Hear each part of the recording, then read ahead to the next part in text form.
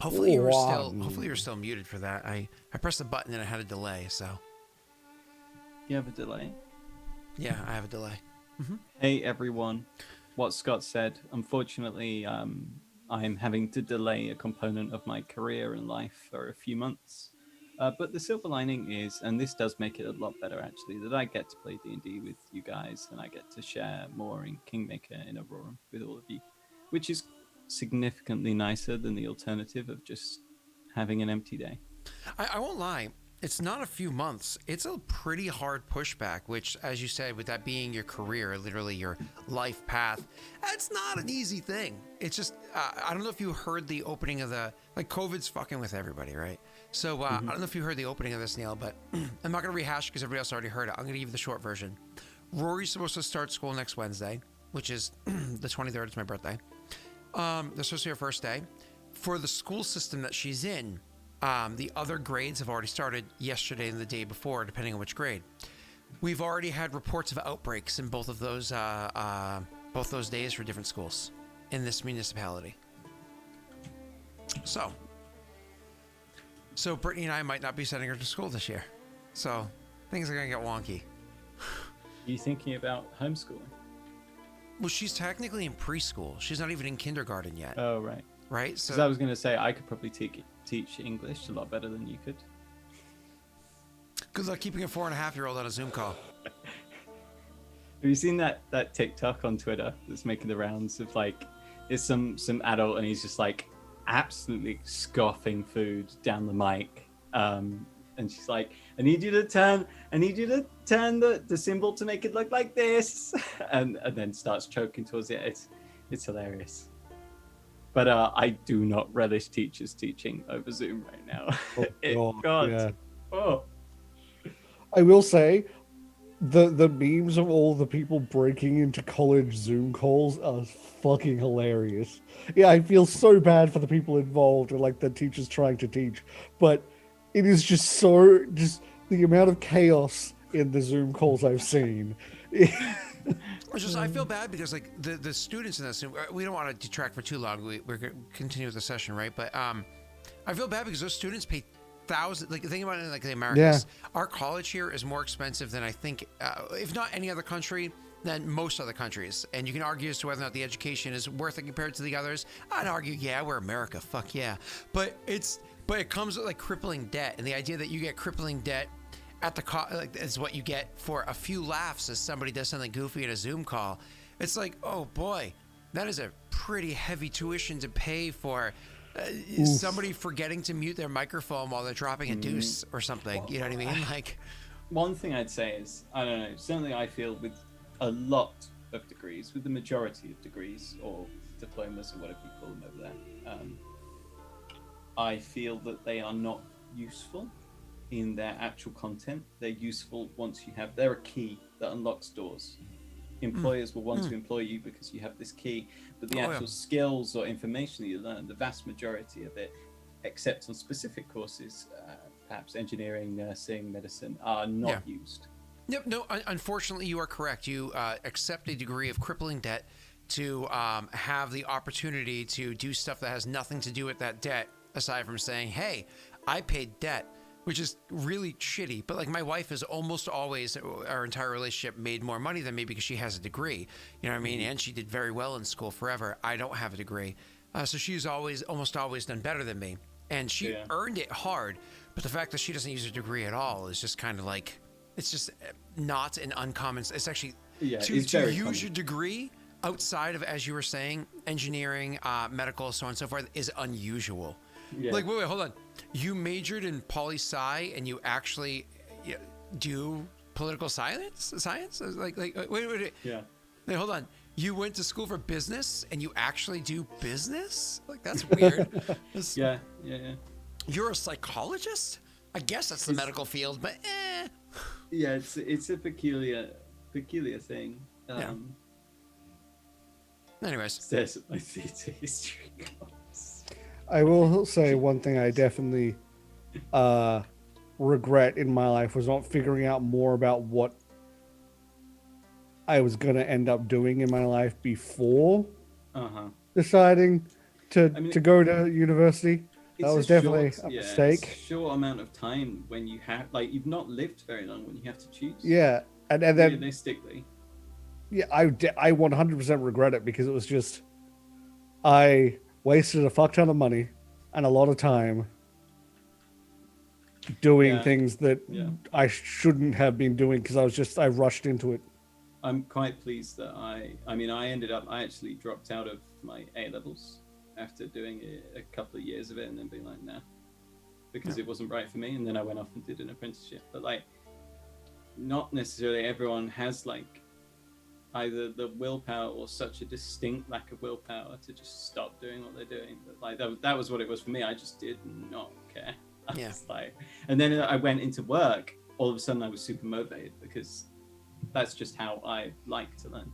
Yeah, no, it's different. Yeah, it's a different type of learning when you're actually on hands-on in the field and so on and so forth. I actually look at two of my closest, two of my best friends, which are my friend Nick that I've mentioned a bunch of times, and then Mike or Mathis, as you guys know from Last Initiative and whatnot. And both of them went to I want to say they both went to New England Tech, which is one of those like fucking garbage privately owned schools that like just take all of your money, they take hundreds of thousands of dollars and they hand you effectively a high school diploma worth of education for a field that just means nothing. It's like, cool, here's a degree in video game design, and no video game design company gives a shit about that. Here's a field in videography or something like that, and it's like those colleges are just garbage, and both of them still have both of them. I think Mike finally finished paying off of his student loans that he never used. It took him about 12 years, and I think he finally finished paying off of his loans, and I don't think Nick has. And I'm like, yeah, you know, it just sucks. But yeah, one of my friends is in game design, and this will be the last thing I say. But you know how he got in? Not a degree, anything. He literally he learned to do it, and he made friends with someone in the profession, and then they put in a good word for him, and now he works. You want to get into game design? At Maggie. Honestly, like the biggest thing I've learned over the last almost 10 years now is just It's not what you know. It's not what you know, it's who you know. And like, I mean, there is of course a little bit of what you know, but who you know matters far more than a piece of paper. Like, oh my god, levels more than a piece of paper. And like, don't force, like the mistake I made was I kept trying to do it because I thought the problem was, this was when I didn't realize I had anxiety and depression. So I forced myself to go 3 years in a row, even though I failed every year. And eventually the university said, no, you're not coming back. Yeah. But like, yeah, it's just make sure you want to do what you're doing before you start spending all that money and all that time. If you want to hear a success story to end this with and pull us in, the reason why I never Raerin Corvain. Sorry, misinterpreted that one. The reason why I never did well in college is because while I should have been studying for courses or doing my homework and so on and so forth, instead I was running multiple D&D campaigns. I was literally living with my best friend at the time, and so every night was like a 3 or 4 in the morning session, and it was like whether it be solo sessions or friends coming over or us go to a friend's house. We played so much friggin' D&D that I just eventually was like, I don't have time for this. I'm working full time, 60 plus hours a week, have a significant other, partied a lot, and played D&D. So I guess I just don't have time for college. That worked out at least. Hey guys. So, all right. So, you know, you bunk class, but bunk means skip to you Zoomers. Bunk class, drink your alcohol, play Dungeons and Dragons, and find your dreams. Scott, just remind us where you are right now. A basement. Okay, good. Here, hold on. I'm in a basement. It's a basement. It's, what are you gonna do? It's but the basement but of a it's property his you own. basement. It is. But it it's is, his it is basement. my basement, and I built this room with the blood, sweat, and cusses. Okay, so, anyways, all right. Okay, right. Sidetrack over. Yeah. It's all right. I'm sure I'll get lung cancer from radon. It's okay. So, We actually use. I can't remember if it's radon or xenon now. It's a long time since I worked in Krypton. It was Krypton gas, I think. Use gas, radioactive gas, under a scanner. You inject them with something, and then you use a gas component, so you can see blood flow to lungs, and then you can see air flow to lungs, and you can compare. Yeah, they nearly did that to me when I went in with my trouble breathing and the pressure in my lung. They did a couple of tests, and they were like, if one of them came back showing that it looked like I had a clot, they were going to inject. Yeah, they were gonna. They told me they were going to inject me with something radioactive, and then use that to figure out where the clot was. But I imagine most things like cocaine in small doses is fine. It's just when you do too much at once, it becomes a problem. It's just if you spend hours. And air hours is literally poisonous. Like, oxygen is poisonous. Too much of it will kill you. All right. So let's get back. Let's pull it in. Crawl out of your doorstep and come out to the bright and beautiful morning. Neil, I described Raerin as having spent the night laying next to some poor young female, but as was described in last session, what will often happen is people will share beds in this area where the servants are kept. They share beds for a degree of warmth and comfort and so on and so forth, not necessarily for that other means. So you can interpret that as you will. I will say Raerin would not have done anything. Yeah. So again, like you said, you interpret that as you will with that situation, and you have, and you can interpret it as you will at home as well. Make sure you send all of your fan art to Naghite. Twitter.com. Oh yeah. Oh, and then that porn beat starts. Was it? Should we play DJ Myson? Oh no! By the way, that you saw the song on Twitter? Oh, good. No, I don't know what you're talking about. Josh, I have military services degree and a successful wife. I still live in a basement. Josh. Oh, fucking Josh. Sorry. All right, pulling it back in. So you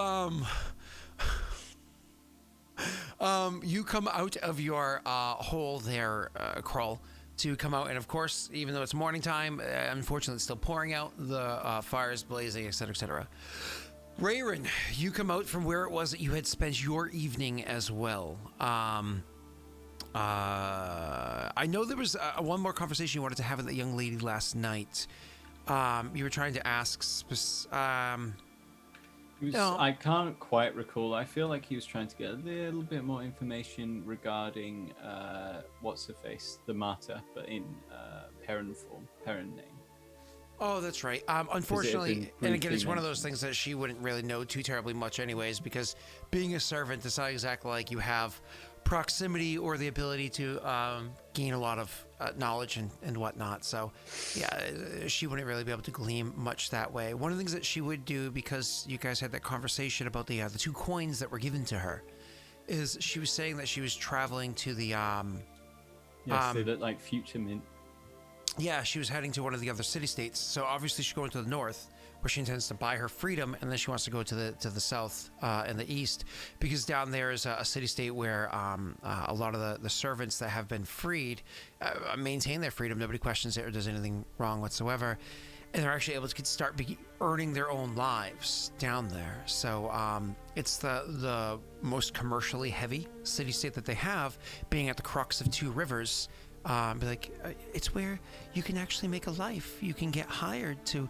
I mean, the wages aren't, incredibly great. You have to work hard to be able to maintain this life, but having a place to live that you can call your own, with only a few others to live with, as opposed to an indeterminate amounts changing out constantly, to own your own clothing and to own your own cutlery.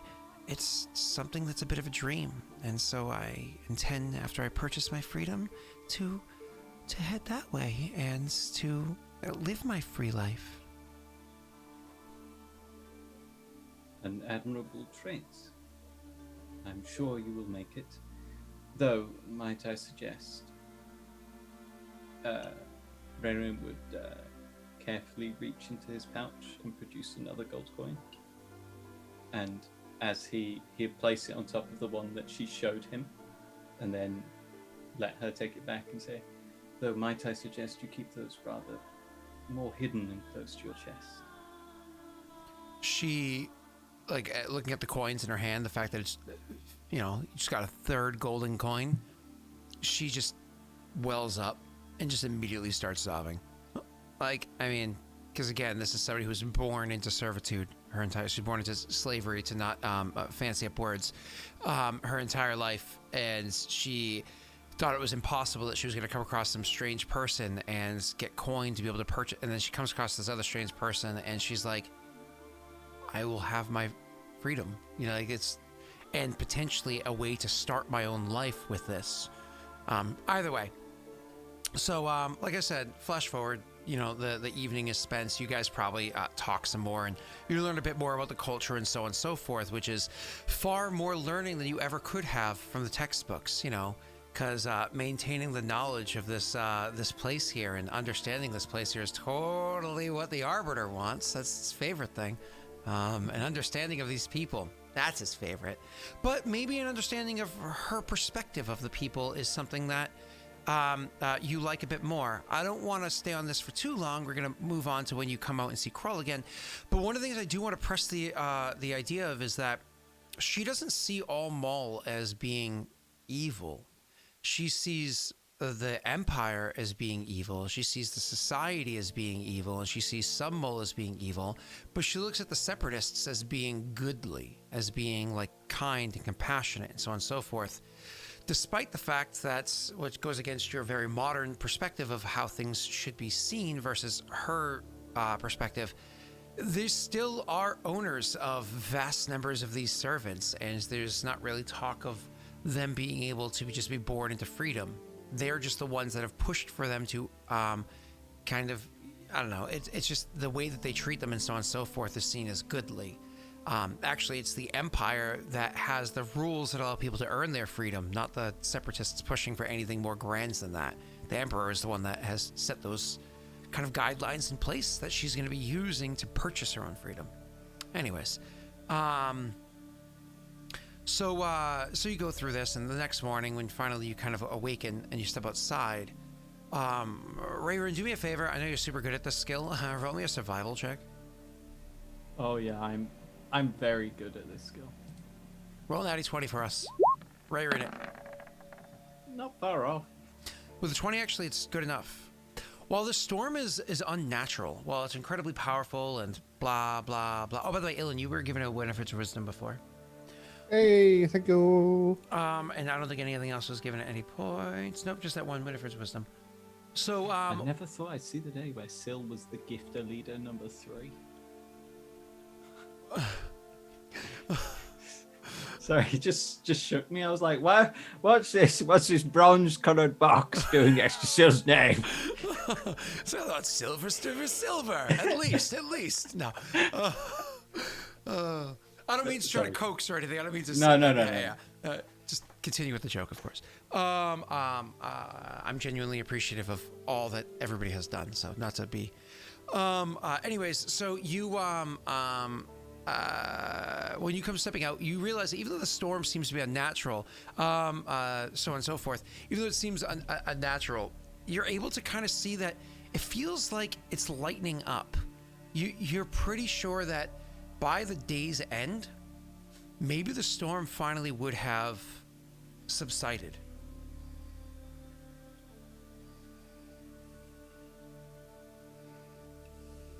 Nothing? Good? Okay. Raerin see Kroll? Yeah, when you come out, we'll say that Kroll has come back out and he's seems to be looking about. Both of you having come out of your individual locations around the same time. Hopefully Raerin would be able to make his way to him while remaining somewhat undercover. Oh, from the rain.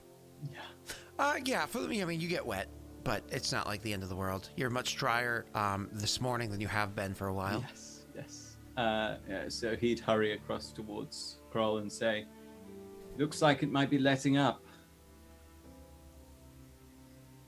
Does appear that way. So how do you feel? Getting used to your new surroundings? These surroundings are transitory.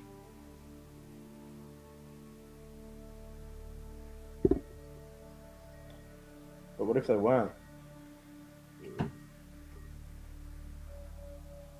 Stranger things have happened in Adir. This is a fragment, a memory, perhaps, projected from some form of undead soul released in the soul burst. This is nothing more than an illusion, an interactive one that we are living through. Could be. Or, you know, we could actually be in the past. Come now, you really believe that's possible? Let alone it's possible by simply riding a horse in the rain. Do you understand all of what the mole accomplished? I think very few living creatures understand all of what the mole accomplished.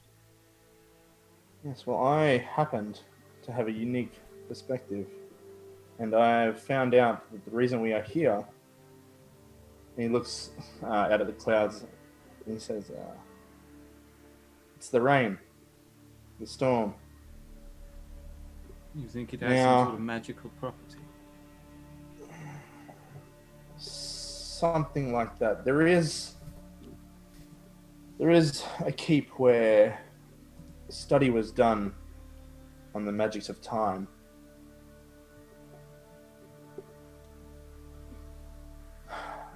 You've been I've having spoken discussions with your passenger. I have. And whilst if we stay, we may stay here forever. If we set out, we may well appear at some other point. I'm not sure exactly where. But one thing is for certain, if we don't, you better get used to your new home. Staying is not an option. To leave Daelric in its current state would not be fair on Ilen. He's still young and has far too much to learn. I must admit, there is part of me that wants to stay. I'm drawn. More than part. I would not begrudge you if that's what you wanted. You are, as we have discussed, not my creature. If this is your course, then this is your course. However, I would appreciate your help in getting home. And are you sure you really want to abandon... I know you've had a fresh start, but you still have memories of your old life. There is nothing there but sadness. However, we have spoken, and we will go back. But we need to investigate the keep to the south he says that he doesn't even know if the magics or whatever it is that they were doing there is completed at this time. So we need to go the back. south, Yes. the one that resides in Haldgwen. No, he said to the southeast. That is a long distance. Yes, and that's why I'm going to see if one of these mole will accompany us. Apparently they have a way of traversing the shadow to get to places a lot quicker than otherwise you would. Could we not simply return to our time by retracing our steps and learn what we can from our time? Possibly, but what is the harm in having some expertise or something that may aid us in our ultimate goal? You really trust your passenger? I believe should he find a suitable vessel, should he find it possible, he would abandon you without hesitation. I don't think that he can. We are bound in a way that you may not understand. Although, to be honest, he asked that I rest, and he spoke to me, and he said that he was figuring things out, and he wants to remain, but he thinks that we should go back. And he could have had us wait the rain out and stay here, but he didn't.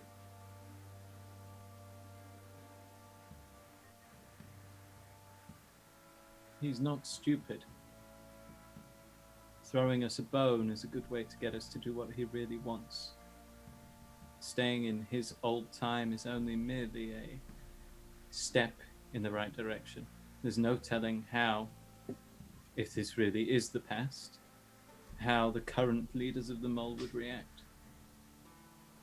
He's a challenge to our authority, I imagine. Kroll laughs, and he says, in this time, where we are now, it is he that sits on the throne.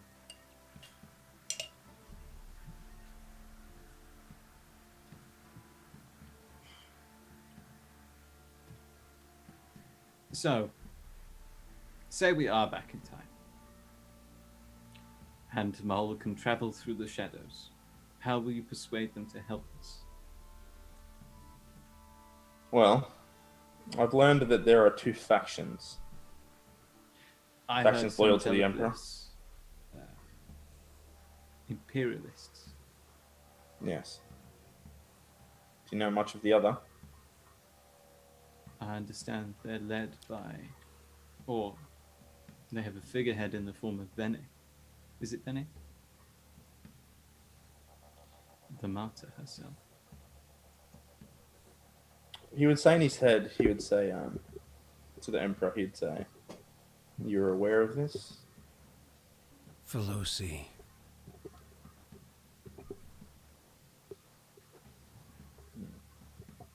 He would just echo that name back to you. Before A name. one of the things that he would say is, she wasn't deemed a concern until it was too late. Remember the sacrifice. Sorry. And then Neil can just holler across the room back to his Yeti. I was getting my slippers because my little feet seems to getting a bit cold. Oh. I thought you needed a cup of tea, mate.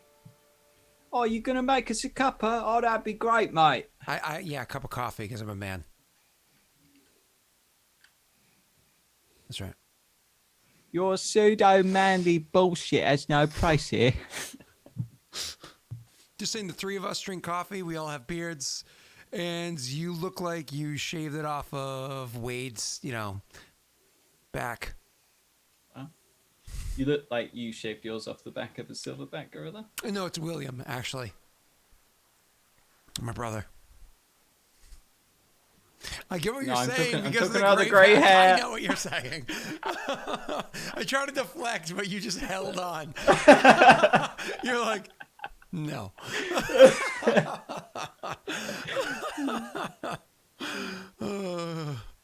All right, I'm sorry.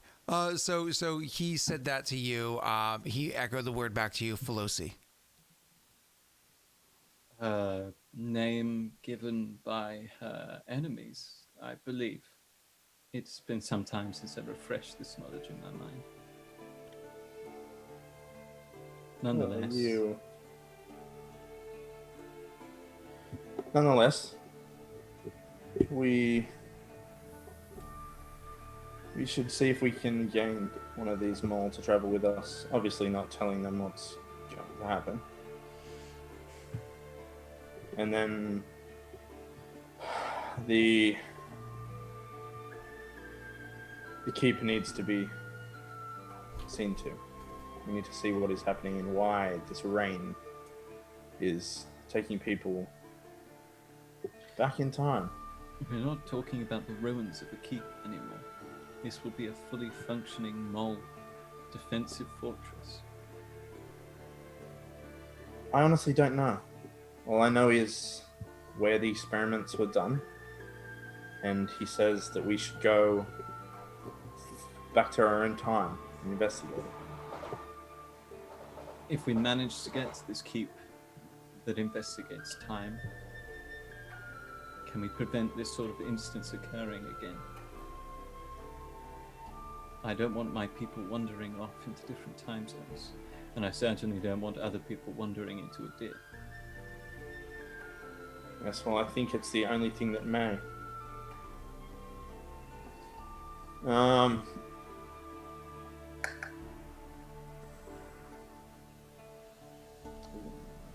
was just trying to figure something out. Yeah.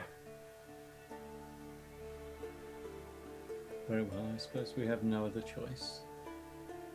Though I would not be surprised if once we travel some way from this place, the illusion dissipates. Will that be your answer when we walk through the rain and happen to come back? If we come back. I think it's just as reasonable as your suggestion. He smiles and he says, well, at least we'll have a passenger with us. Hopefully.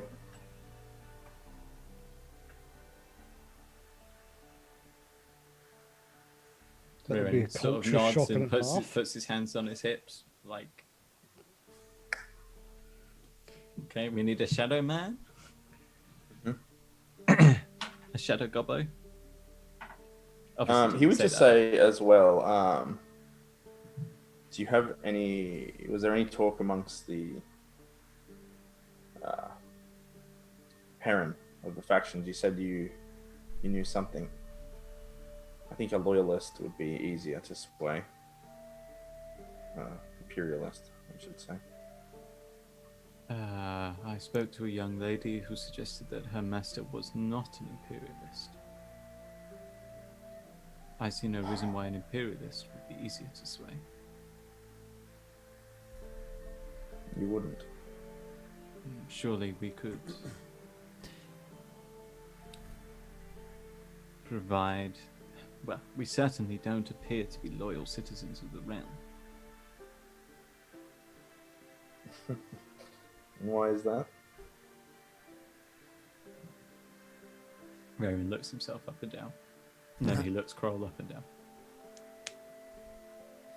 It would appear our roles are rather reversed from the norm. And although that works as I function as an elaborate bodyguard, it is peculiar nonetheless.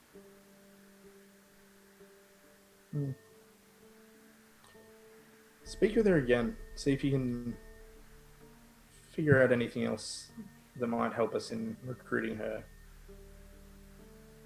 master. What value do you have in bringing a separatist or even an imperialist with us as we move? He says, as for the separatists, it's just to get Raerin away. As for an imperialist, someone that might be a bit warmer to your cause, but you said that we may need to travel in the shadows. I thought we'd been through this. Just having a person does not make us have a person that understands these deep magics, and more than this, We don't need to travel through the shadows. It's only so many miles to that keep from here. Then why did you bring it up? I was explaining things to you as you asked them. I never suggested bringing anybody with us. Once Would it again, not Kroll, be of use to have somebody? someone displaced from time to be confused. To see Source of their entire... information. A source of what information? Perhaps if we have one of our great researchers. But then if we have one of our great researchers and we pluck them from time, what could that possibly do? Would they then not get the research done that they were meant to? Or perhaps they just can't settle well in the world that we bring them to. Maybe they are of aid. It's a gamble, whatever decision we choose to make. You know, I'm not so sure that I wish to disturb her master or her master's plans. She has some plans for the future if she reaches her master's goal. If this is not an illusion, then it seems rather cruel to interrupt that. Let me ask you. If we're going to be dabbling in things that we have no real idea about, do you think we should bring someone back or go it alone? Bring someone back. Yes, bring someone with us. Someone who understands not only the time, but the magics of them all. You mean someone who is powerful in this time, someone who has experience in this time, someone who is adept at understanding what others of this time might be thinking. Someone who wants to work with you. Can you think of no one who might fit that bill? He's mocking you. Do not let him mock you. He speaks out of turn. Slap him. Alright, and thanks to chat, I will slap Raerin.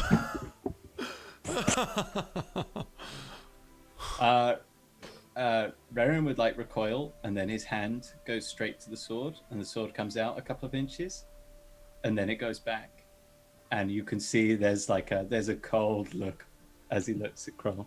Loudly exclaim that he is not fully broken and slap him again lest somebody else saw this. I presume that you did that on the behest of your passenger, and as such, I will allow it to upkeep our charade. Yes, that is why I did it. To upkeep our charade.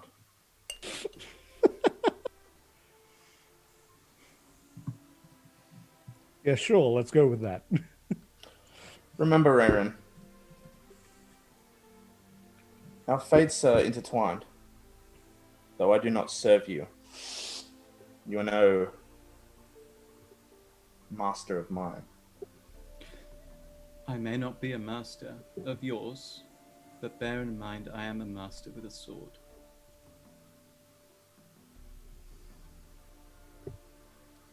I will. Don't talk to me like that anymore. You may talk to other people like that, but you will not talk to me like that. So we are okay with slapping each other. Well, it is the time for it. There is also a time for the use of a sword. There is. I don't need a sword, though. He pulls out his palm, and his palm kind of glows a green. He rubs it. But let's hope it never comes to that. Raerin will lean in, and his voice is lower now, and he says, I killed your master. He didn't stand a chance against the Chosen. You think a couple of half-lives do? He laughs and he says, as I remember it, you were being eaten. It was not you that did the killing.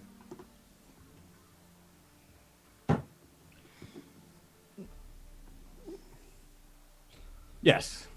He admittedly did place me within his mouth. Nonetheless, we vanquished him. Oh my god, that was the heaviest slap you've given him this whole time. Oof. Ooh. Oh my god. Oh, that was a good one. Oh god. Can somebody clip that? I want to rewatch Neil's remembering, like suddenly remembering what actually transpired and having to recoil from it.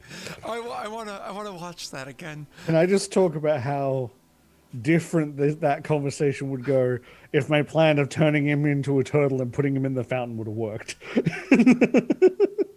Yeah. Be a very, very less honorable thing. I would then say, we may not see eye to eye, but we'll work together on this. Like you said, we don't want people walking out into a storm and finding themselves hundreds of years in the past. I need you as much as you need me. Yes, I understand. Unfortunately, we are not quite, but not far off as intertwined as you and your passenger. For the moment.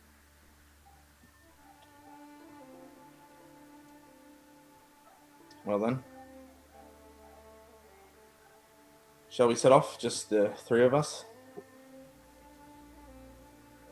We not going to be traveling in the shade? Apparently, I misunderstood what he was saying. He says there is no need, it is not as far, and we may travel there as we wish. It's easy for him to say. He's not actually traveling. Doesn't have a corporeal form to get him soggy and wet and damp. To be honest, I would agree with you. I'd actually rather bring one back with us.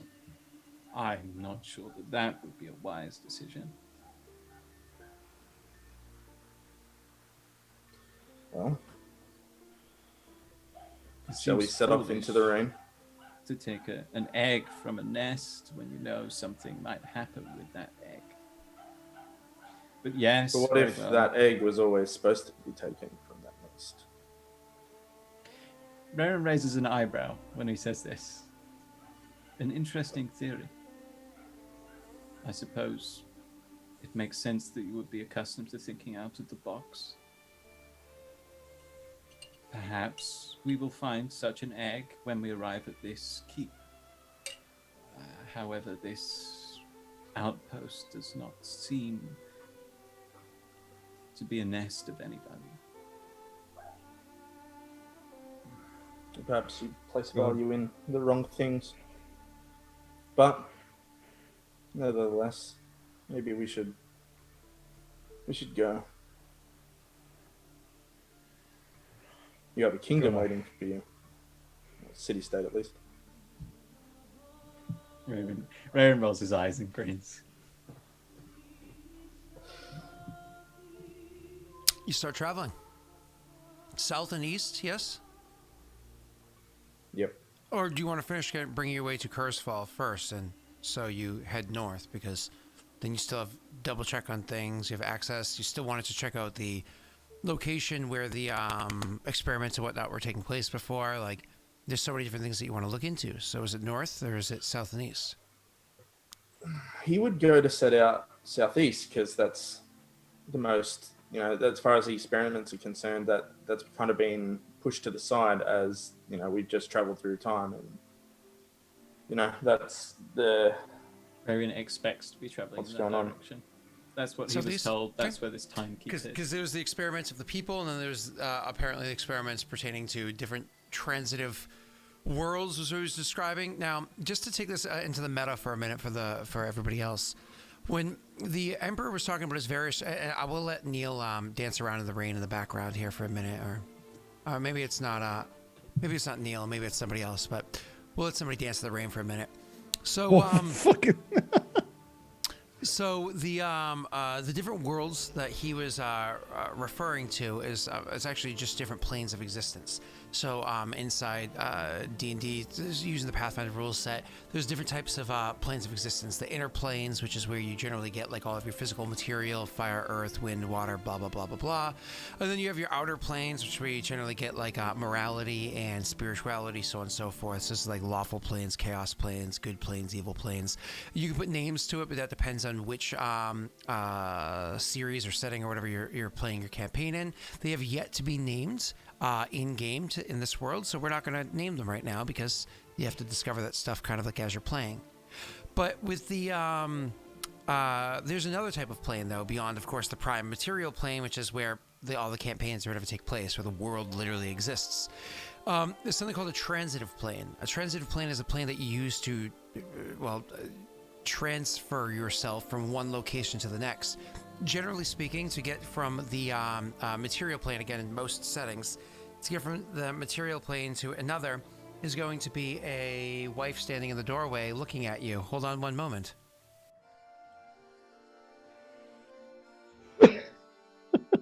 I just watched that clip. It was pretty funny. Which clip? The clip of Jake saying, "As I recall, he ate you." It was Me just going. Sorry about that. So anyways, the transitive planes are planes that help to transfer you from one location to the other. Let's just use the base location as being prime material plane for these examples.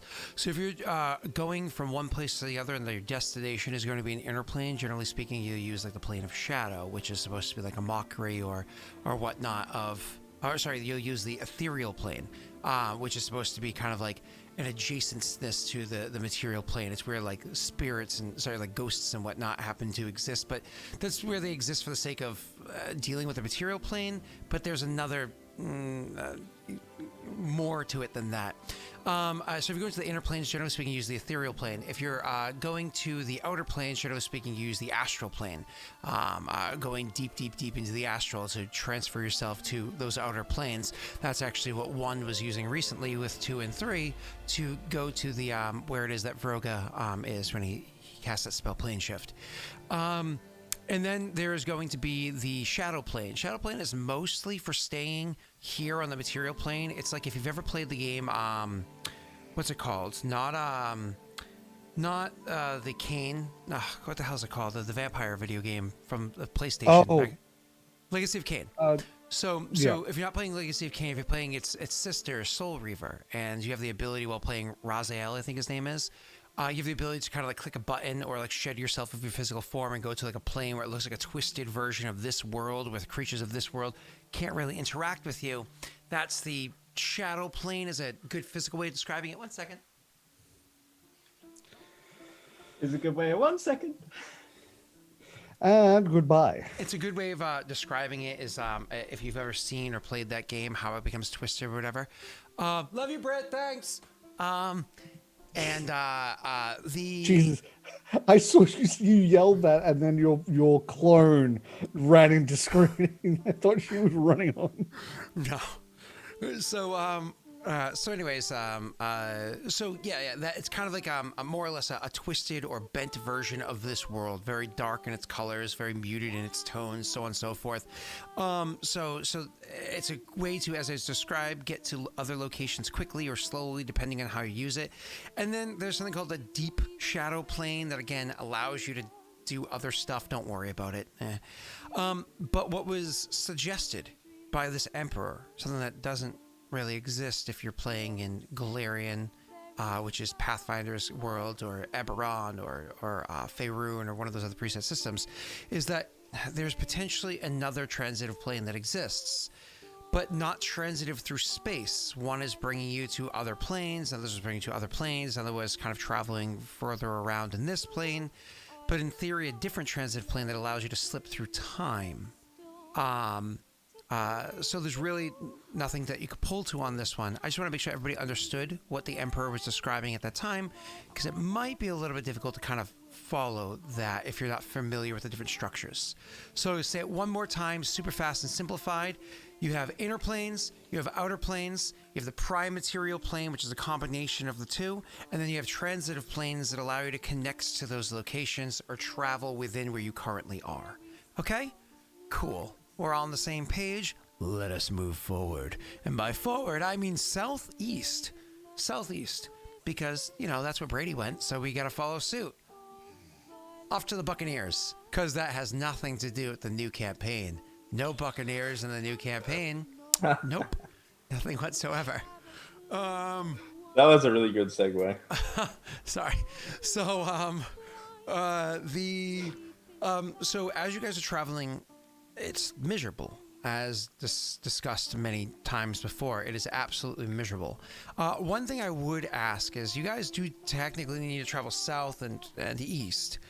Would curiosity pique your characters? Would you be interested, knowing that you have to head both south and east, but using even Hod Gwen as a point of reference for where it is that you need to go, that is about equally south and east?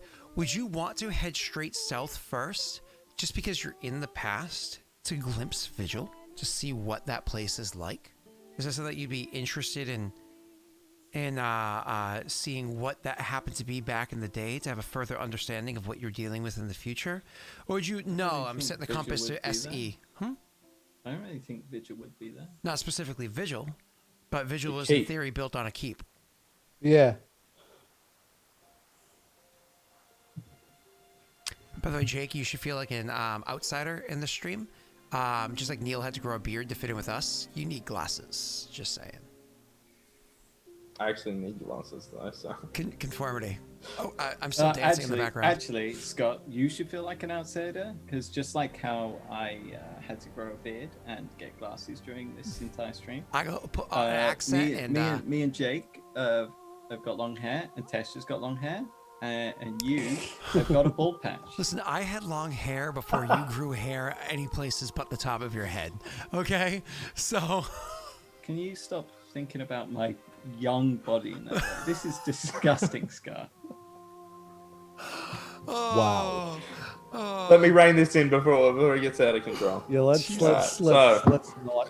let's rein it in. Oh God. Would you like to see Vigil, Neil? Would you take us south? I'm sorry, Snaga. I'm sorry, Scott. I don't know that Raerin would care that much. Unless, yeah, Viking Magoo gets it. That's the word that I was hinting at but avoided. I would,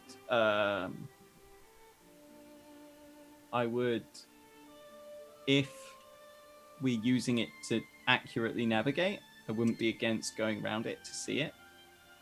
Like, because it's a landmark and we can use it. But if we're not, then I wouldn't care. You head south as far as the lake, and then you head southeast from there. You know, you can head south to the lakes, head east to the river, and then southeast along the river's bend. That's fine. We'll still be able to see it, so we'll lake curiosity in some way. Sorry, You guys, I'm actually preparing for playing the new beta Ophios. you guys are traveling south until eventually, same as before, the rain is still heavy enough that traveling is so slow and arduous. At one point in time, you would stop to take a break. The question is, would you light a fire to try to warm yourselves during whatever break you'd be taking? Because again, you can't just ride your horses till they die. You need to stop and rest and allow them to be able to push on. So would you light a fire to try to give yourselves like underneath a bit of cover, using magic obviously to aid you, to try to give yourselves a bit of warmth during one of these rests? I mean, I'd like to. I don't know whether we could even start a fire. You could with a degree of cover and again a bit of magic. Both of you guys happen to be powerful casters, so certainly well above the average of this part of the world. The one that could start fires just with a cantrip, isn't there? Then, yes. Okay. I imagine the two of you would be using magic to try to start a fire, but would struggle with it. But being as keen as he is with fire, you would smell the smoke of a often doused fire. Ilen, traveling north with your two guard, trying to also find a place for you to rest far into your own travel to the north. And eventually, coming around the bend and be like, maybe there's somebody about that we should be aware of, or maybe there's somebody that we can share camp with while we take rest for a bit, refuge from this horrible rain. Perhaps there's even a tent to put up. I'm a chosen. Maybe I can even confiscate it for me to remove myself from the discomfort for a while. You would find yourself coming round a bend and looking, what is that smell? Thinking this to yourself, and then seeing Krull and Raerin sitting there, trying to light a fire off of wet wood, not using the correct spells, and certainly not positioning it the right way.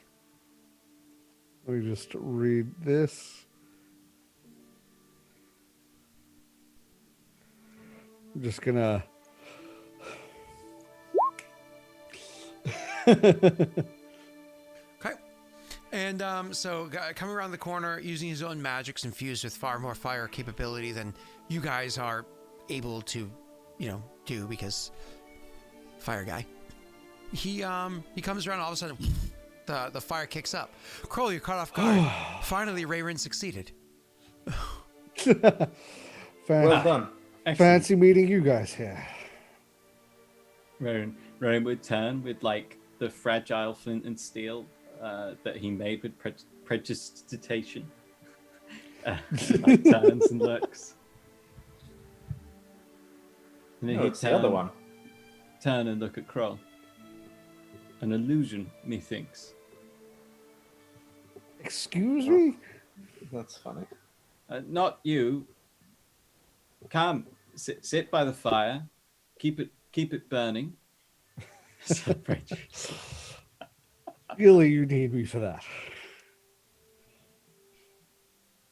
You traveling from the camp? Yes, I started heading south. Then I felt a pull in this direction. Not strong, but something drew me here. You said you felt a pull, didn't you, Krull? He does actually interrupt you, sorry. Oh, yeah, he's fine. He's wanting to know what's happening, so. The only pull that I felt was You last night.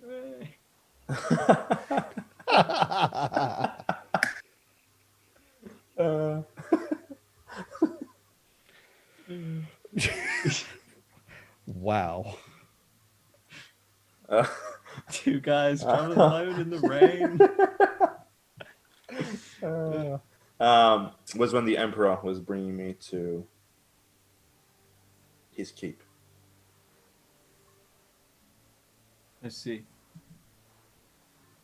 Ilen, we've had a strange experience. Sit.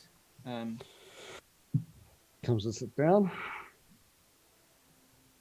I believe we've experienced some form of mass illusion, a memory perhaps, an interactive thought Interesting. of the past. Maybe tell your own adventure story. Exactly. Krull here believes it to be time travel. I am Interesting. unsure. He appears to be taking. He's far too unsure, much the man enjoyment in who slapping speaks me. to his god and has witnessed a great many things, is unsure about time traveling rain. I mean, I just got done having a conversation with Leon about the crazy things we deal with, so But I mean, listen. as to much as I yourself. find it hard to believe, I can't rule anything out. I mean, really, Krull, time traveling rain. It sounds ridiculous. The rain. A little. Yes, apparently this is. I will not pretend I know anything, but apparently it has something to do with the rain. Well, you're back now at least, so there's that. We're back, or you're back.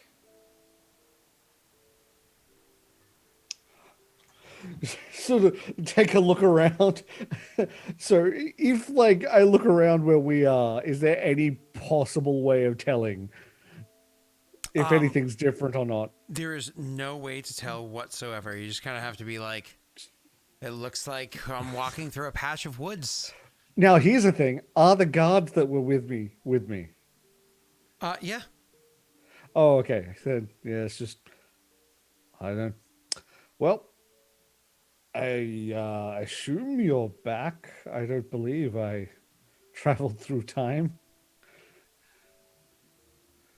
Yes, well, we're I actually don't headed either. southeast. If you care to join us.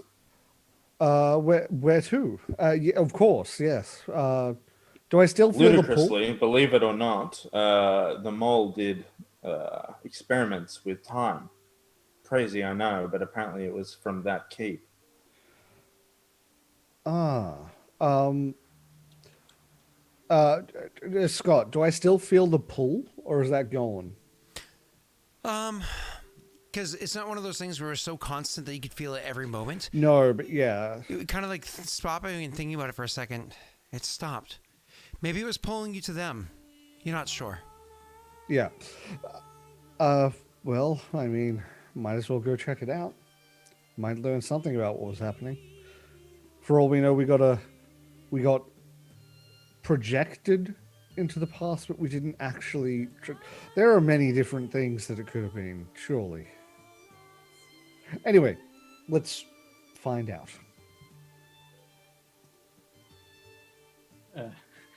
She like motion off. Raerin would be like, no, we're camping for the night. That's- I'm sodden. My boots are sodden.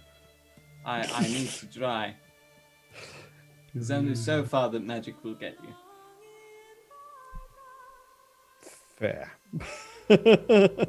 I can mend them. I can't so much as dry them. I do love the fact that this entire session, and I think last session too, you guys went from Vigil to the exact opposite side of the lake where the camp was, and then from that camp traveled maybe 10 miles, 12 miles north, and 12 miles or so south, and turned around and head back north, and turned around and head back south, and traveled a bit more, and just met. So like this entire time, you're all like never left one hex, despite all the walking and the sopping wetness and everything that's just transpired. Look, I mean, I would argue that we've traveled more than, anyone in any of the campaigns. You know what I mean? We traveled hundreds of years in the past. So, you know? Tesh, Agreed. what time is it there that is going off? that it is literally midnight and someone's honking the horn. Midnight's not too egregious. Midnight's like some asshole is trying to get their drunk friends to come out to the car. Yeah, Like 3 in the morning's like, I'm gonna get my gun. that was loud. I was gonna say if this was America and it was midnight, you'd be like, okay then, and you go up to your rifle cabinet that's unlocked. You open it, you think, hey, how'd my kid's toy get in there? Yeet it out. Get your Armalite rifle. There were a lot of aspects to that I just don't want to touch. Doesn't matter if you want to touch them, they're gonna touch you. From a America, distance. wait. Listen, this isn't Arizona, okay? We don't all have unlocked cabinets of rifles, just, a third of us. So, Fuck hell. yeah. Come on, we're a blue state, anyways. Anti-tank rifle out of the cupboard. I mean, it's not so crazy, I've definitely gone to friends' houses and they've had like high-powered rifles, like sniper rifles, and it's like, oh, were you in the military? I didn't know that. Nah, I just like it. Like, so you just have a sniper rifle sitting right there. Needs it for the deer. Yeah. Yeah, that deer definitely needs that caliber to take down Jesus. It's like What kind of monster deer do you have over in America? sitting there like the mini, like not the bipod, I think it's like legs or whatever you call it, like that you put at the end of the barrel for like lying down, and it was like cool decoration. It's very expensive. Anyways, to be fair though, have you seen the deer here? Everything's big in America. They're massive. America. To be fair, you did have recently an elk gored a hunter after he shot it with a bow, an arrow, I think. I mean, Why the fuck was he using a bow and arrow? because lots of people still hunt using that. I think they just kind of forget that typically your arrows would pass through the creature and they bleed to death. Well, yeah, that's what you're supposed to do. Is you're supposed to hit them and then chase them. Though, if you are really, really good at bow hunting as opposed to rifle hunting, your deer can go maybe like 10 to 30 meters and drop. So, Well, like, yeah, if you you're hit an really artery, good. yeah, if you hit something big. We have to remember, if you don't know this, Tesh, if you're not familiar with bow hunting, when you bow hunt, you get very close. It is nothing like rifle hunting, where like you fire. I the guess thing, that much, yeah. No, you get very, very I should say like 40 yards. Sorry, not 40 Yeah, yards, no, 40 feet, 60 feet. I mean, I've done archery, so yeah. Okay, cool. So you know that you're like within like 20 Yeah, meters. it's not like you're carrying like- an English war bow down there, like yeah, 160-pound bow. Like, fucking longbow. No, but you do have a high pound bow. It's just a yeah, composite but bow. it's compound. Yeah. Yeah, or compound. Man, I compound tell you bow, what, sorry. the first time I used a compound bow compared to a normal bow, I'm like, oh, not only is this so much easier, holy shit, the kick that like you feel when that thing launches. Yeah. They are peculiar, aren't they? I've only used one a couple of times, but they're Yeah, because strange it's like things. I'd been using a recurve for so long, and then I use that one. It's like, oh, there's like nothing to pull back. It's just click. Oh, okay, and then, boom. Yeah, I was younger when I used to shoot a lot, but I remember being like, oh my god, this is okay, I can do this Yeah. for a long time now. Yeah, and then you let go, and it just you feel your hand just thunk. Whereas a longbow, you're like, Hold. You gotta hold. They make it easier too if you're a professional bow hunter, because usually you have that thing that connects to your wrist and helps to because it like clips onto the drawstring for you. So as you're holding it there, you're not holding it with like your metacarpals and your carpals and whatnot. You're actually holding it with like your forearm and your elbow and your shoulder. So it's even easier for the hunters. So, I mean, there's a sport to it. It's just not as much of a sport as they would claim it to be, because they use all this technology, like they use camo gear that just hides them visually, as well as disrupts the electromagnetic field around them that hide. That's like Olympic, a lot of Olympic shooting though. If you look, they have all the stabilizers, everything. So they'll shoot. They've got all the different stabilizers. It's like, I wonder why you beat people from 1908. You know what I mean? Yeah. Like they I release and then they drop. They let the recurve drop because it gives them minimal disruption to the arrow, but obviously it's tied by straps, so they go. Whoop. Yeah, but it's just so, like you said, it's just unrecognizable from its original form, which is not a bad thing, but it's just comparable is not. Again, it's not the same as pure Yodaism. If you went bow hunting in 1900 and you went bow hunting in 2020, it's two very different experiences. Yeah. So, but you can say the same thing about rifle hunting too. Anyways, moving on. I am not against hunting, as I've said many times beforehand. There's something noble about killing what you eat, as opposed to just going to the grocery store and buying something. Hunting for food, fine. Fishing is the thing that I don't get. Because you're like stabbing a bunch of things in the face and throwing them back, and they're like, I've been abducted, I've been thrown. Yeah, that Hi, Mom. I don't think I never understood the whole like fishing to throw stuff back in, because it's like, that is cruel. I mean, it's fucking.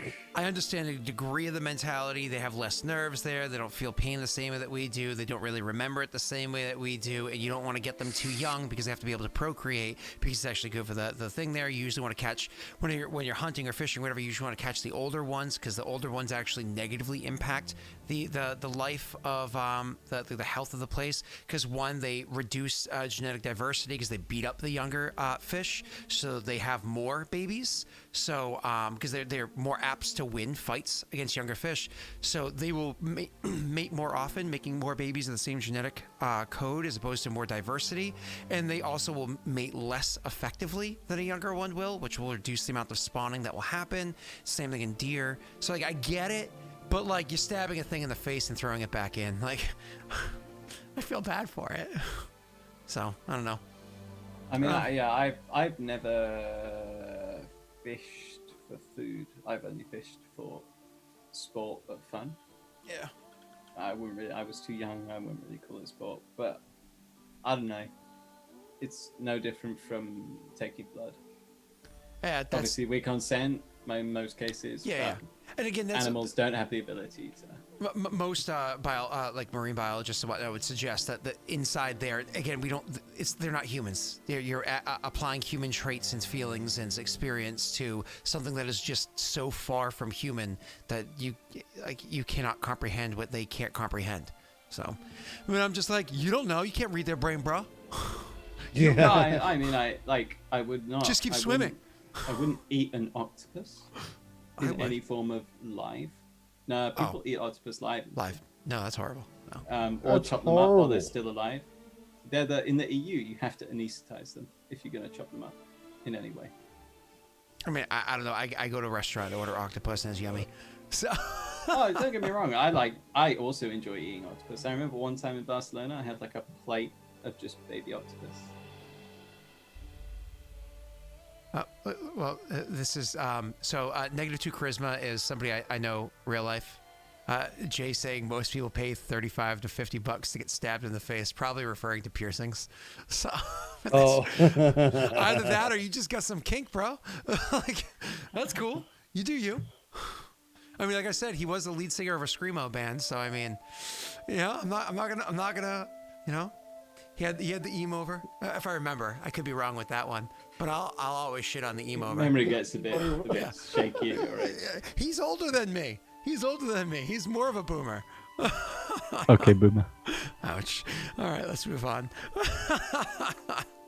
All right, so continuing. You guys, I can't discern if you are in the past, the present, whatever it is. You're not able to discern that, but you are able to spend time, relax, so on and so forth. As the night rolls on, the rain lets up. By the time it's morning, it's down to a slight drizzle. As you can tell, the storm is clearly passing. You're on the outskirts of it.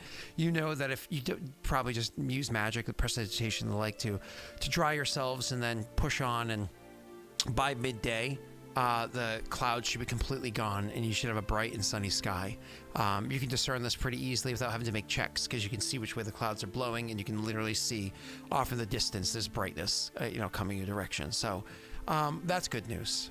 You guys continue your trek to Hodgwen, correct?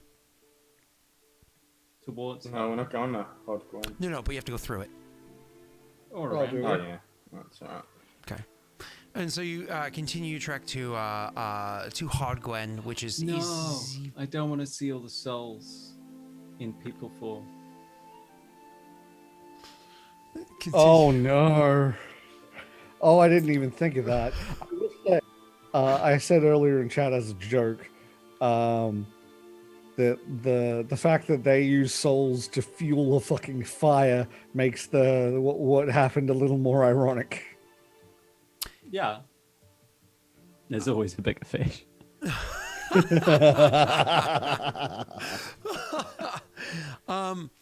You interpret that as you will, and maybe you'll discern more as time goes on, or goes back. So you trek your way all the way to, again, another day and a half travel, whatever it is, but this time relatively normal. You can pick up your pace. The ground's still sopping, but it dries out as the sun beats down. You guys rest, blah, blah, blah. Eventually get to Hodgwen. There you can kind of check in with your old friends, so on and so forth. But honestly, I don't think there's anything that's transpired in Hodgwen recently that's really worth noting. Oh, there would be reports that apparently a strange-looking snake man was seen running naked through the streets and stealing people's clothing. So, you would hear... I'm sorry, what? Let me reiterate. There's a strange-looking snake man that was running naked through the streets and stealing people's clothing off of the lines. Well, that's interesting. Oh, you'll also, because of your teleportation tunnel that you have from keep to keep and stopping in by your embassy, would be able to get reports that apparently there was a strange-looking snake man that was reported seen outside of Kurzfall that was robbing your friend Philip's cart. He had a caravan out there. He was bringing it in for trade because obviously he's friends with you guys. And he likes to give you a decent rate and whatnot. And Oh, did you just say Phil got robbed? Phil got robbed by a snake I mean, man. no, Crow Boone? wouldn't care, but Boone? if Grishko, yeah, that's what I'm thinking. We'd like to boon Yep. OPS, please. Yep. Sorry, Yep. Snake Man. No one. No one messes with him.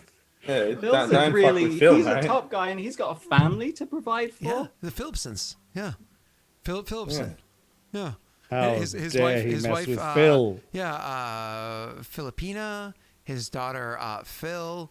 His. I'll make sure to murder Tyler especially well next time we play Among Us.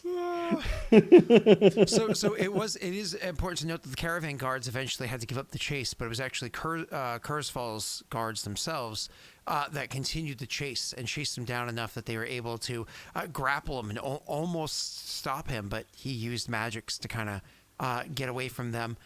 Anyways, they did get a good glimpse and saw that he was a snake man. So they saw a man running on two legs with arms, but when they saw past the hood, they saw that it was a snake face. So, that transpired. He also stole some supplies. Supplies did not. Philip said, "Don't worry about it." You know what I mean. But of course, your advisors were gracious. He's a good guy, you know what I mean? Like, Nepotism, Phil's a good right? guy, so he's he's looking out for everyone else when someone's got to look out for him. Yeah. So I I mean, think we He's can looking out probably, for poor Phil. I think we can probably afford to pay for what was lost, and Yeah. also put out a bounty for Snake Man face. okay. Yep, definitely. I mean, so that would transpire. You guys do have to continue heading south and east, but what was it? There, what the hell is it called? Was there anything else specifically in Hodgwen that you wanted to do?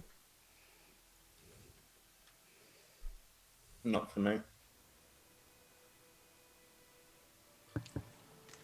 Raerin Don't would think so. stop in to see Jaden, but that doesn't necessarily need to be RP'd. No. You just go and check on her and see how she's. I forget.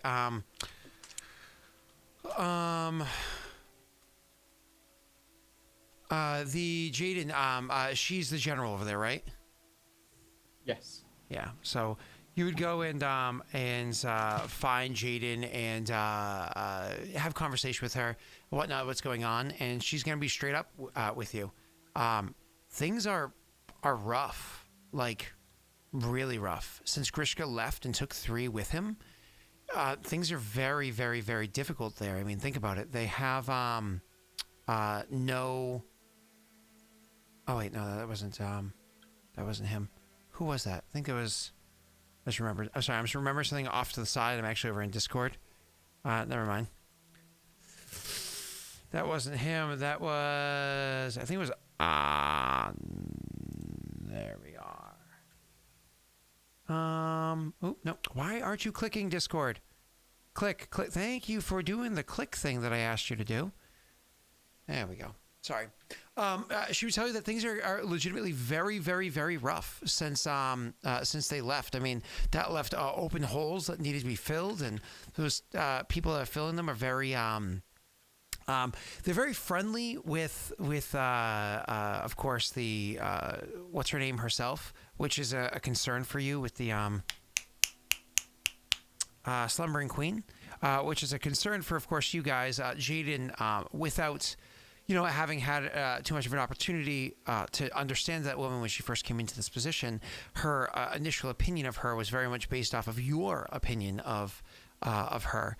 And then getting to know her, she's like, yeah, I don't really trust that lady. So that's kind of, she's just concerned about the way that things are going to be going without them being there. But you would also be introduced after having that little RP or whatever that you do between the two of you. She would actually introduce you. Not she. You would actually get introduced to while your character's kind of relaxing or whatever. Somebody would come calling to speak with the Chosen that is here. You'd be informed while you're relaxing inside the embassy. Pulling it back in. Sorry, my brain went out there for a minute. Be like a random guard or a person that happens to work there and be like, Chosen, I have a person that came calling looking to speak with you. I didn't know if you had time to have a meeting. Who is it? Their name is Aslan.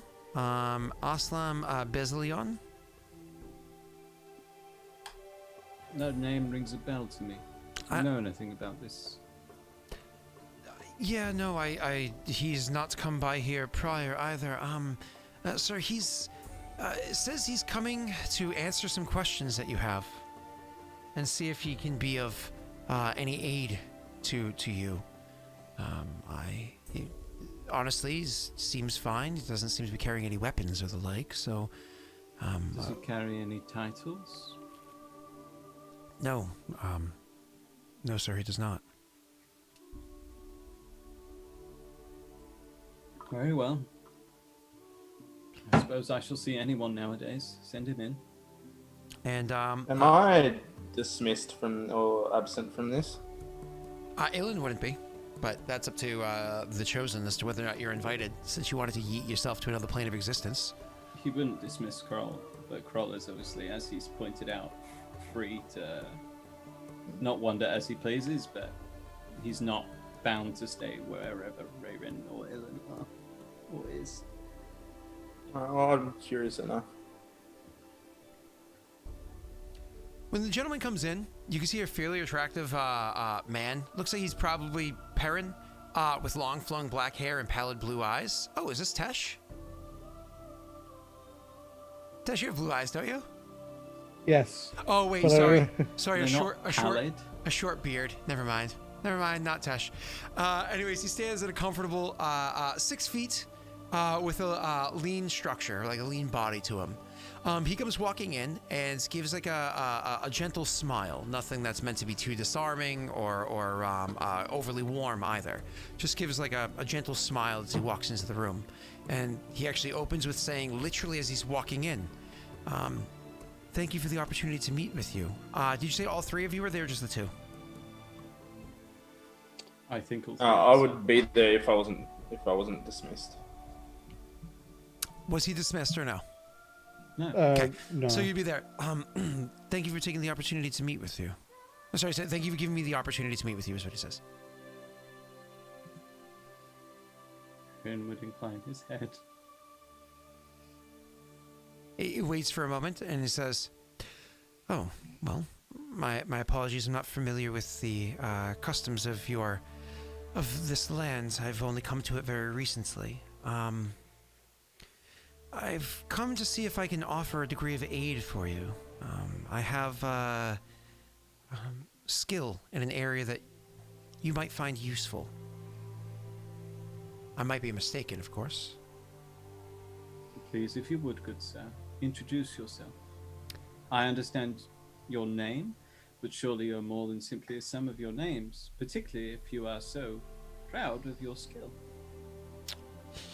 Just the name. You can call me Aslan, or whatever you'd like, but I do come with a certain skill, even if I don't really bear any titles or am not very well known. That's by design. You see, what I know better than most others is something that you're only starting to learn of. I'm sure you've heard rumors of strange beings that have found their way into your lands recently. Several. And this is where you might find my skills to be useful. May I? He says, gesturing towards the seat in front of him.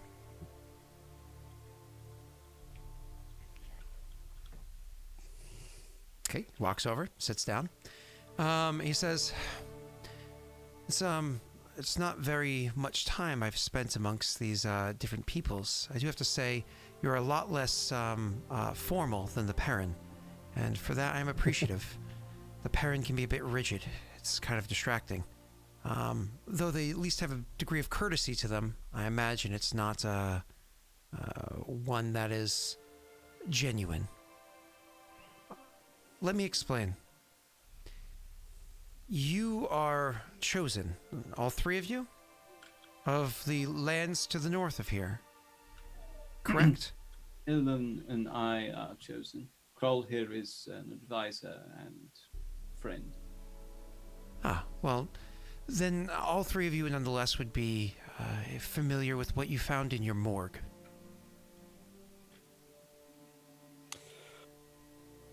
You have piqued my interest, Aslan. Indeed. Well, that is my forte. That is what I study. And normally speaking, this other part I would keep close to my chest and slit the throats of anybody who deems to try to, well, gleam it. And honestly, would do the same to others, but times are changing rapidly, and I'm going to move with them. I don't want there to be secrets. I want us to have an understanding between each other. Tell Chloe I said hi, by the way, he says, turning and looking to the fourth wall. Oh, he says hi. She brought me a cup of tea. Aw, she doesn't love you as much as my wife who brought me coffee. Just saying. Okay, boomer. She loved it. No, I was gonna. Then I decided not to do it. I got nothing. Yeah, where were you going with that one? Well, I was gonna say, you know the song. If you want it, then put a ring on it. But I couldn't remember like the words of the beat or anything, so I decided to let it go with bean juice. Oh, you don't even know that. I don't remember. I don't know. It's Beyonce, but it's old Beyonce, like old Beyonce. Anyways, it's like if you want it, then you should have put a ring on it, maybe. Yeah. Yeah. Okay. Cool. I was like, wait. You've got to do the dance to that. Look it up. I mean, I've seen it, I know, but it's been a long time. So, anyways, moving on. He says, you've also heard rumors of a strange man found himself into the hospital here in this city, even though it's not your city. From what I understand, you keep a close eye on it. Have it close to your chest. So I'm sure you've heard rumors of the person in this hospital and running its streets. You are awfully well informed, Zeslam. Again, it's my job to be. He's what you call a sloko.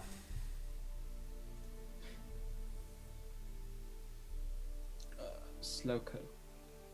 It's a different type of people. There's many different types of us. Us. Yes, he says. Oh. Some Probably look... will ask the Emperor, he'll say, just in his head, he'll say, you ever heard of these Sloka? He actually says, shh, let me listen. This is intriguing. And you get a degree of familiarity coming from him. I'll get a bit closer then. He says, there are multiple types of us. Some look more like you, some less so. But none of us are quite like you. Can You are I- the sort that looks quite like us. Well, Yeah. as he does that, I'm just gonna pop a boom. There is no magic on this man. I'm just gonna be popping this just while this goes on. I have to see which one that is, because that's okay. Hold on. Discern lies. He is actually being plainly, obviously honest. Like he's just being very honest. Which again, like he said, he's like, usually I would slit the throat of anybody who even gleamed this information, but I'm just gonna be plain with you because things are changing around him. Hashtag thanks, Tyler. And then also detect psychic significance. That's an interesting crawl. Strangely, when you cast that, you get a small degree of it off of him. A very small degree of it off of him. Ilen, did you not meet a... I apologize if this comes across as crass, but a snake man of sorts? I did. Where did you meet this man? I'm not sure of the exact location. I was privy to magic that I accidentally activated of them all. You traveled through a shrine. Yes. What shrine are you referring to? Some forgotten god in the bowels of Houtgwen. Nothing of particular import as far as I am aware. You should watch what you say to people you don't know. Yeah. Even Ilen was like, just had stopped talking and was like, "Oh, you're just You going to don't continue, understand okay?" these magics of them all. Yet you speak so freely with outsiders. This Sloko has also been speaking with us with a level of brevity Plainly. and, I believe, honesty. I'm not Indeed. revealing anything Well. particularly sensitive to us, but I Well,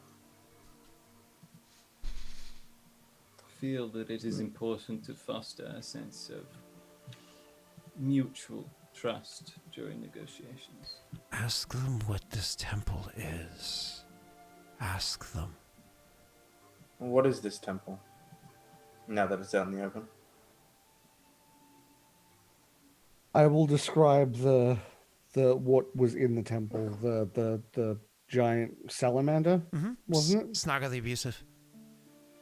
Oh, okay. I will say that straight out. Then it was temple to Staga the Abusive. And so you actually have the Emperor in your mind, Kroll, being like, he's visited them. They might be related. I'm curious. We'll delve into this later some other time. Let's listen. And the man before you, Aslan, shakes his head and says, I'm not familiar with the Snaga, nor am I familiar with what sort of magics it might have. I do not even know this temple, and to that I apologize. However, you do say you saw another man that was part snake. Tell me, was it above his shoulders, beneath his waist, or beyond his, or was it his arms? Waist down, this one was. Ah. These aren't warriors, they're taskmasters.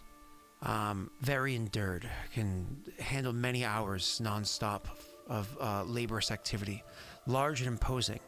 And even some of them, despite having mouths much more similar to yourselves, they do sometimes carry a venom. They have a purpose amongst my people, but my people and how to catalog them is not why I'm here. Simply know that they have a similar concern to you. What you found in your morgue. What you referred to as lopers.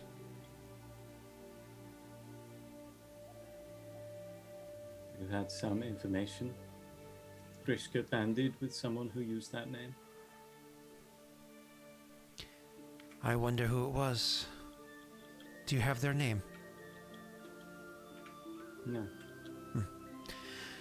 These lopers, these creatures from another place, From another place.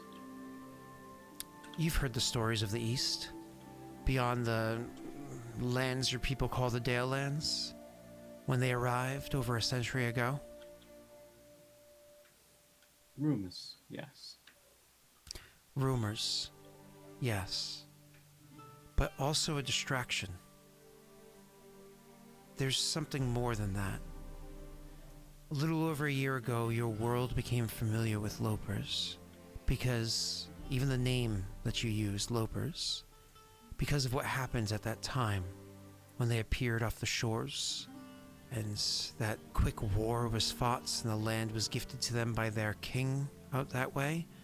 That's the history that's told of your people, and now they're kept in their refugee camp or what have you, Angband or whatever it's called, but this is a distraction.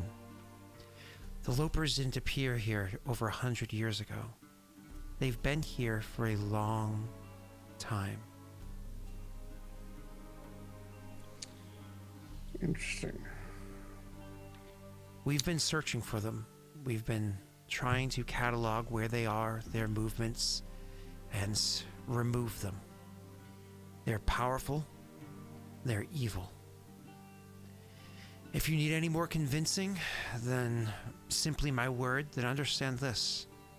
They control more of Paradel than you can even begin to understand. We knew before how much they controlled, but I recently had word from an associate of mine by the name of Ophelia. She's told me even more detail how true that is. Hi, Rory.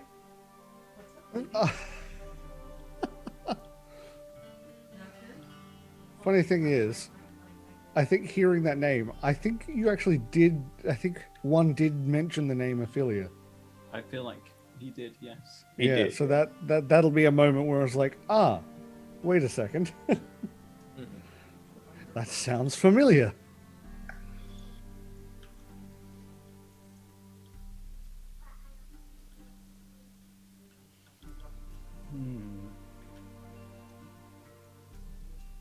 Well, Scott's doing that. I'm gonna. Sorry about that. No, I'm not. Well, we're finishing up in a couple minutes, anyways. Sorry. Okay. You just I always keep her off camera, so I was like, Yeah. all right, Rory, I'll be up there in a couple minutes, okay? Love you. All right. Oh. Sorry about that. We're continuing. Wednesdays, you know. An associate of mine, Ophelia. What was I going at? So sorry. We're talking about. When he says How Ophelia, widespread their power is. Oh yes. We've recently discovered something from an associate of mine, Ophelia. A specific family has more. Potentially, the entire family's bloodline is nothing but lopers in disguise. when he says Ophelia, Ilen will have a sort of like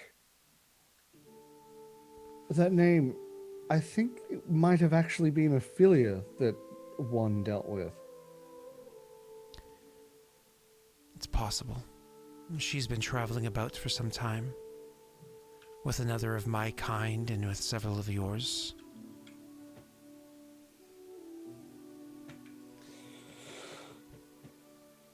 I'm being plain with this information for you. Because I can be of aid to you. Because I don't need to convince you. You've seen it. You've fought it. You've killed it twice. And you know what a lesser one of them can do. The battle of That was a lesser one? Ostrad. The battle of There Ostrad. is genuine like shock at him saying that was a lesser one with hearing what happened at that battle. It is said that others, in accordance to information that I've received from Ophelia and the associates that she's spoken to, have had the ability to displace space far more than what I've encountered in my past. Seemingly holding people at bay, unable to traverse because of how stretched out that space is. And even at one point in time, manipulating time to age a building to the point of its crumbling. What building? Doesn't matter. It was in Paradel. Some garrison, some battle fought to the north. Some rebellion was going on at the time. Doesn't matter.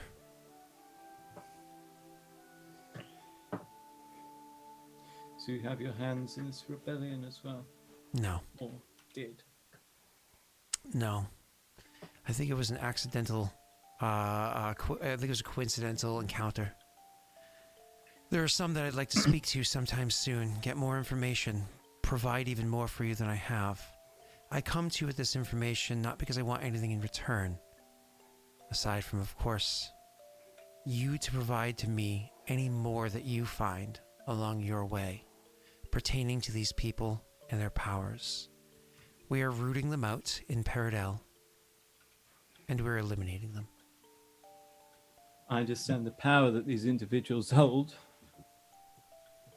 But what makes you so sure that they are evil? And more to the point, why would I want to piss them off? The chosen here have their hands full. Your role is meant to be a passive one. You provide for us a degree of information, we provide for you a degree of detection and protection. And you want examples? Friend, I'm a chronicler. I have plenty for you. The question is whether or not you have an understanding of your people's own history to be able to draw the lines together that I'm about to place before you. And with that, we will end our session. as I have to be at work in 59 minutes, and I still have to get ready and drive there. And my daughter wants to go see me for a couple minutes. So why don't we do our outro? Neil's not leaving us, but we're not playing a session on the 30th because I just found out that apparently they have a conference call at 10 a.m. my time. And so if we did do a session, it'd be like a 2-hour one, but that's like that's in 2 weeks. By the way, 2 weeks, yeah. 30th, 2 weeks. So we won't be doing a session in 2 weeks. We will be next week on my birthday. All right. On your birthday? Outro. Jake. Outro. Anything exciting? Not really. Okay. Kingmaker's still on, and I'm happy about it. Neil. Yeah. Anything exciting? I'm on Kingmaker. Yay! Tesh. Anything exciting? I'm playing a metric fuckton of Among Us with a lot of people, but I literally do not get more than like an hour or 2 hours notice, so watch my Twitter. Literally, I'm just like randomly like, hey, want to join this thing in like an hour? Fucking okay. Sizable names in there, aren't there? I'm sorry. For our U.S. Viewers, could you please convert metric fuckton into an imperial fuckton, please? It's a lot. Okay, we gotta go, but one last little tangent. One of the things I've been watching a lot lately, I just like the YouTube channel that I listen to when I'm like relaxing or I fall asleep to, is Sexy Brogue, because I absolutely love that Irishman's sexy voice. I just want to pet his throat.